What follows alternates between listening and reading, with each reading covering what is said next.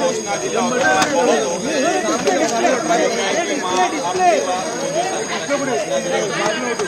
2014 पासून 2026 सातत्यानं महागाई वाढते.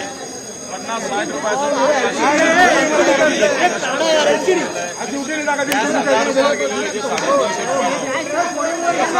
बहुत हो गई महंगाई की मार, अब हटा दो मोदी सरकार अशी म्हणण्याची भारताच्या जनतेवर वेळ मोदी सरकारने आणलेली आहे.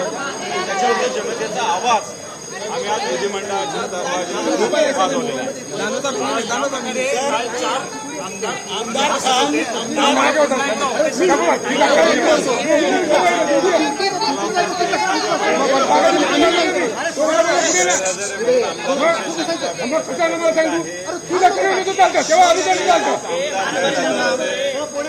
मला तशी पूर्वसूचना पक्षाच्या संबंधितांना दिलेली होती आणि ते सगळे लोक आज असतील. उद्या पुन्हा आमची महाआघाडीची बैठक आहे, त्याच्यात सगळे आमदार असतील.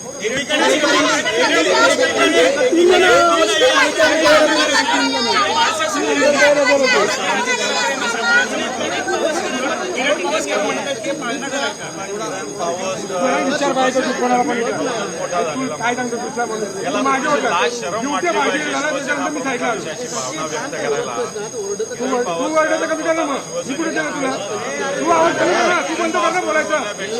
यांच्या आशीर्वादाने बोलतो शिंदे साहेबांचे वगैरे यांनी असे जे आहे ना टवाळखोर शिवसेना प्रमुखाचा अवमान करण्याला यांच्या पार्श्वभागावर लात मारून हाकलून दिली पाहिजे.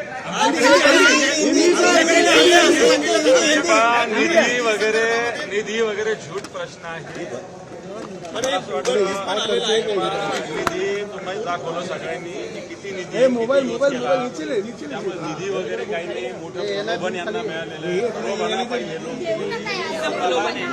स्वतःला विकून टाकलेलं आहे. आकडे बरोबर येईल माहिती आहे. आजची माहिती घेतो ना आकडे बरोबर येईल. आता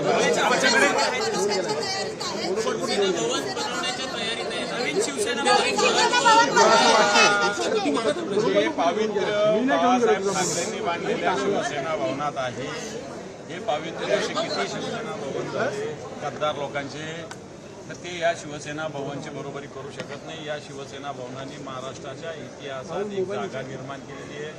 महाराष्ट्राच्या इतिहासाचं शिवसेना भवन साक्षीदार आहे. वास्तू म्हणजे शिवसेना भवन होत नाही.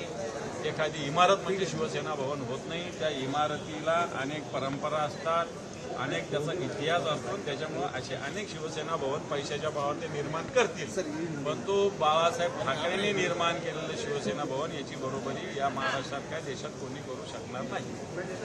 काल तुमचे 4 आमदार आलेले नव्हते, त्यामुळे ते असं वाटतं मी बोललो त्याच्याविषयी. 4ही आमदारांनी सूचना दिलेली होती. 2 आमदार तर इथंच विधान भवनात त्यांच्या जिल्ह्याच्या काही बैठका होत्या डीपीडीसीच्या म्हणून नव्हते. आणि मला असं वाटतं सगळे आमदार आज उपस्थित असतील. उद्या सुद्धा महाविकास आघाडीची बैठक आहे संध्याकाळी, त्याला सुद्धा सगळे आमदार असतील. मला असं वाटतं लगेच आपण कोणत्या आमदाराविषयी मत व्यक्त करणं घ्यायचं. द्रोहींना रोखण्यासाठी दोन्ही शिवसेना एकत्र, मला असं वाटतं दोन्ही शिवसेना एकत्र झाल्या पाहिजे. ही भूमिका चुकीची असं वाटायचं काही कारण नाही. पण जी शिवसेना मोदी आणि शहाचे तळवे चाटतात ती शिवसेना आहे का, हा माझा प्रश्न आहे.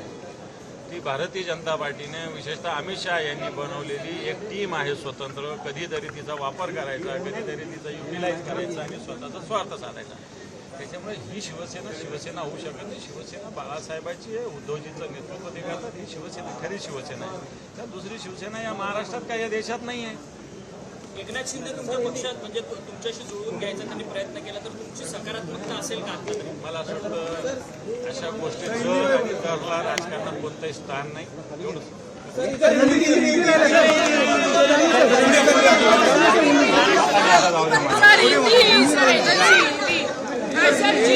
जिस तरीके से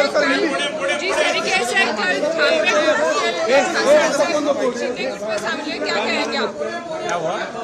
कल जिस तरीके से पक्षी प्रवेश हुए हैं वो कह रहे हैं कि समझता ये हुआ, अभी उसको कोई नकारा नहीं जा सकता, लेकिन इन्होंने गद्दारी की है शिवसेना से। शिवसेना के बलबूते पे उद्धव जी के नेतृत्व में चुन के आए थे, जनता ने उद्धव जी के साथ थे इसलिए उनको चुन के दिया था। मैं समझता हूँ वो बहुत ताकतवान होंगे तो उन्होंने शिवसेना पार्टी का डिजाइन करना चाहिए, एमपी का और अपना इलेक्शन लड़ना चाहिए। मैं समझता हूँ दोनों शिवसेना बात कौन कर रहा है? जो शिवसेना अमित शाह और नरेंद्र मोदी के तलवे चाटती वो शिवसेना नहीं हो सकती। आने वाले समय में हम आपके बच्चों को क्यों संभाले इस तरीके मैं की जो समझता हूँ बयान किरण पावसकर जैसा शिवसेना का नमक खाया हुआ आदमी नमक हरामी करता है और उसको एकनाथ शिंदे साहब देखते हैं, उसको तो एक लात मार के अकल